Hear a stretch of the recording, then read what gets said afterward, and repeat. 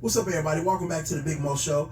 I'm here with Adam Hunt. He's going to be a co-host. He's going to be my political correspondent, and he is going to be that thorn in my backside sometime. That little needle, that little prick that, if you messing with some wood and you get something in your wood, and you got to go get a needle to flick it with the flame, and then you gotta, if you got what they call them, with a splinter. He's gonna be the splinter in my hand. I'll just keep it clean for my internet family. But no, this is my homeboy Adam Hunt. We met at a job. We decided to put a little show together. I had some ideas. He had some ideas, and we just want to talk about some things. And this is the third episode, but this particular episode, we just wanted to introduce Adam Hunt, and I wanted him to just let everybody know where he come from and how that this whole thing came about. The black and white, ebony and ivory live together in perfect harmony, side by side on my piano. And as we come back in over here, J-Mo, nobody wants to hear you sing.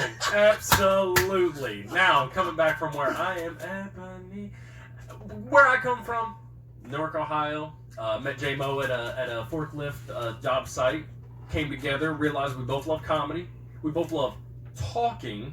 We love to hear ourselves talk. Absolutely, absolutely. So, I saw that as an opportunity to jump in on this idea he already had progressing down the line, already had some gear ready to go. So we decided to take my funny opinion, his funny opinion, bring it together, see if we can find middle ground, but if we can't, we'll... Oh, well. Whoa, that's what. It'll just be on to the next. On to the next one, on to the next one.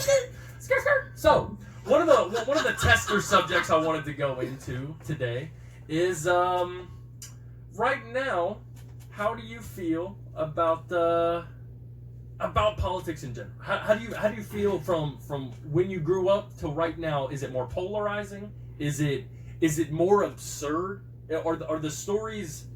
It's more absurd to me because now there's phones and cameras everywhere. So now that we got phones and cameras everywhere in America and everybody sees everything, we got to understand that there is going to be fake news. And I understand when Donald Trump was saying fake news, fake news, fake news. I understand that because you can portray somebody getting shot over something, and then if it's a certain situation, the first thing you'll put out is the person who shot the person, or the person who got shot. You'll put up maybe a mug shot of 20 years ago or something that they done did. Right. And then all of a sudden it'll be a bad portrayal of that particular person. Absolutely. So I hate that. But growing up, shout out to my Uncle Ben, who put a newspaper in front of me.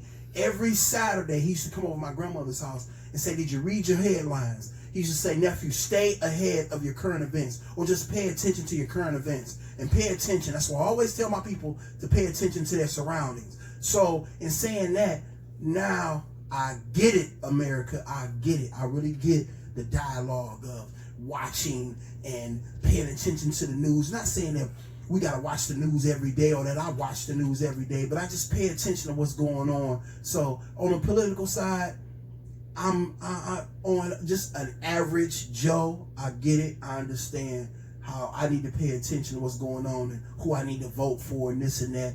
Whether it's Democrat or Republican, the bottom line is I'm voting to see how can you guys make my life just a little bit better. Because when I'm in that booth, if I tell you I'm a Democrat, which I've seen this done, I've seen this. I probably shouldn't have been looking, but I've seen this. I've seen Democrats, regular folks in my neighborhood, go vote for Republican because they trying to make sure their futures get secured, their money stay in place.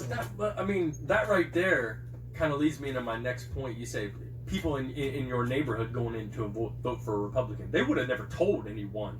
No. I was doing illegal stuff. I was looking over the little voters box booth that you shouldn't do. Certain friends, so that's how I ended up seeing that particular thing happen. Totally beside the point with a millennial style view of the news. Now, given I wasn't polarizing for me as a young kid. to see the news or what Bill Clinton did or what George Bush had done. It didn't really make sense to me at a young age.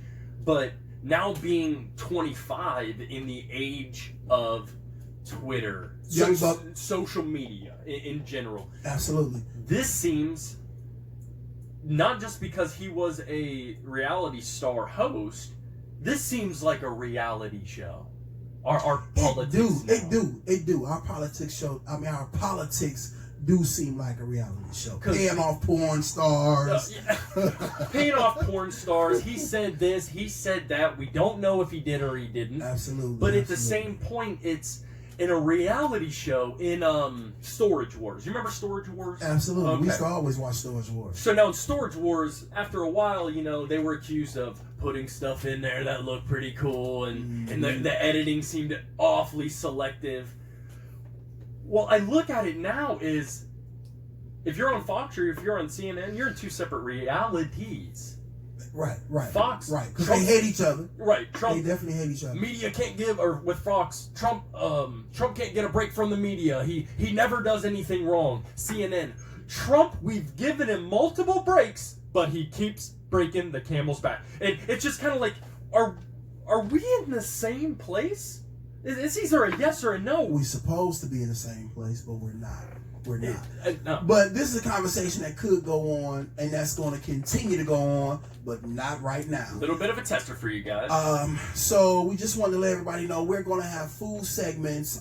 He's going to be another one of my sports analysts. I have actually a couple of more sports analysts that's going to drop by and come through and give us some opinions on today's sports.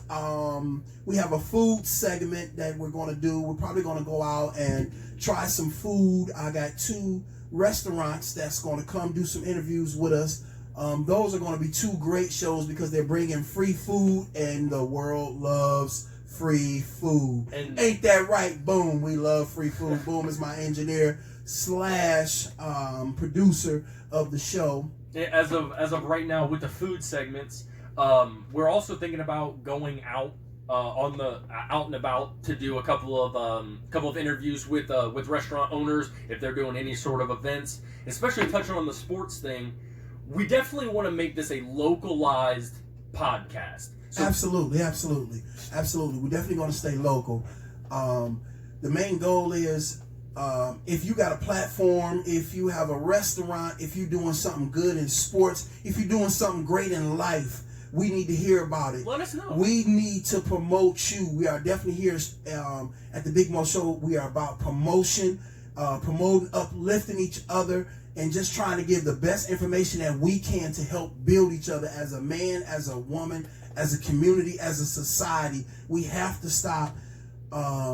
We have to stop this black and white thing. Absolutely. This is a black and white show. No, this is a show. Period. It's 2 guys with 2 opinions, and it's definitely a show about whatever we want to talk about. So if you feel you have anything, contact me. Leave a comment. Contact Adam. Leave a comment or statement or whatever, and just let us know. Leave a message, and we will definitely get back with you. And you definitely can be a guest on the show. The show is not too big or too small for anybody. We are just 2 guys. If you want to come in well, I mean, absolutely. Through the people who watch this, through our subscriber base, if you got something to say, let us know. We are 2 normal people. This is going to be a local podcast. Let us know. Viewer input is very important huge for us. It's very important. And on that note, we're going to wrap things up. And I definitely want to say, keep God first. Everything else will follow.